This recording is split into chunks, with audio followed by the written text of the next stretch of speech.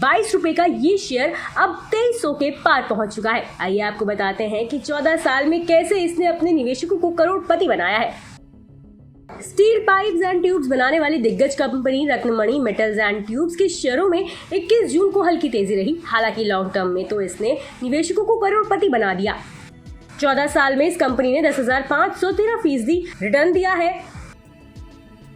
बात करें अगर 21 जून की तो बीएसई पर ये 0.36% की बढ़त के साथ ₹2338 के भाव पर बंद हुआ है। हालांकि इंट्राडे में ये ₹2343.95 तक पहुंचा था। 16,387.51 करोड़ रुपए है। रत्नमणि मेटल्स एंड ट्यूब्स के शेयर 6 मार्च 2009 को महज ₹22.03 में मिल रहे थे। अब ये ₹2338 पर है, यानी कि 14 साल में निवेशकों की पूंजी 10,513% बढ़ गई और 1 लाख का निवेश 1.06 करोड़ रुपए की पूंजी बन गई।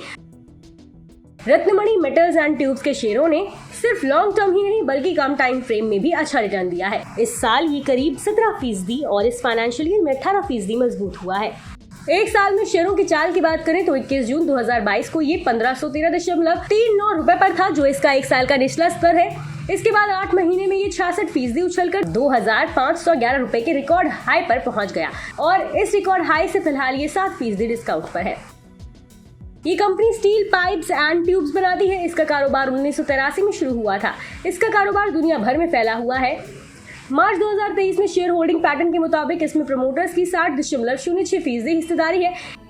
इसमें Invesco India flexi cap fund, SBI small cap fund, DSP small cap fund, HSBC mid cap fund और कोटक इमर्जिंग इक्विटी स्कीम समेत 18 म्यूचुअल फंडों की 16.29% हिस्सेदारी है। कंपनी के फाइनेंशियल सेहत की बात करें तो जनवरी से मार्च 2023 में इसका शुद्ध मुनाफा तिमाही आधार पर 48% और सालाना आधार पर 76% उछलकर 196.07 करोड़ रुपए पर पहुंच गया। बता दें कि यहाँ मुहैया जानकारी सिर्फ सूचना हेतु दी जा रही है। मार्केट में निवेश बाजार जोखिमों के अधीन है। निवेशक के तौर पर पैसा लगाने से पहले हमेशा एक्सपर्ट से सलाह लें। मनी कंट्रोल की तरफ से किसी को भी पैसा लगाने की यहाँ कभी भी सलाह नहीं दी जाती है।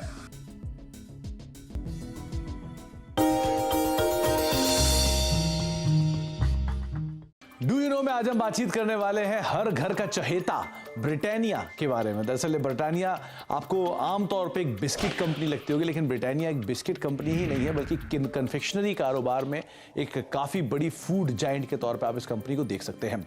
इस कंपनी की शुरुआत 130 साल पहले हुई थी और इस करीब ₹295 में उस समय पर इस कंपनी की शुरुआत की गई थी। सेंट्रल कोलकाता के एक छोटे से घर में इसकी शुरुआत हुई थी और वहाँ से धीरे धीरे एक्सपैंड करते करते आज इतना बड़ा स्केल आप ब्रिटानिया का देख रहे हैं।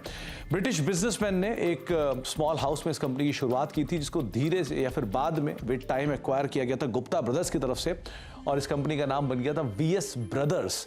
लेकिन विद टाइम इस कंपनी में मल्टीपल चेंजेस हुए ओनरशिप को लेकर, जिसके बाद और फेरबदल हुआ और एक ऐसा भी समय आया 1979 में जबकि नेबिस्को ब्रांड, जो ओरियो के एक संस्थापक के तौर पे जानते हैं, जिनको आप ओरियो बिस्किट को अगर आप जानते हैं तो वो नेबिस्को की ब्रांड रहे हैं, उन्होंने इस कंपनी को एक्वायर कर लिया था। एक मेजर स्टेक करीब 27-28% के आसपास स्टेक वो इस कंपनी के अंदर ओन करते थे।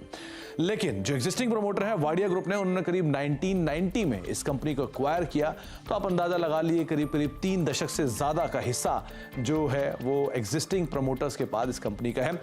इसके अलावा एक और इंटरेस्टिंग फैक्ट ये भी है कि वर्ल्ड वॉर 2 जब हुआ था तो इस कंपनी को एक ऑफिशियल पार्टनर के तौर पर चुना गया था। जो कंपनी जो सैनिक थे उनको फूड बिस्किट्स प्रोवाइड कराती थी, जो कि उनके आगे के लिए कामकाज करते थे। तो एक बड़ा इंटरेस्टिंग फैक्ट ये भी है कि आर्मी को भी ये कंपनी सप्लाई करती थी वर्ल्ड वॉर 2 के अंदर।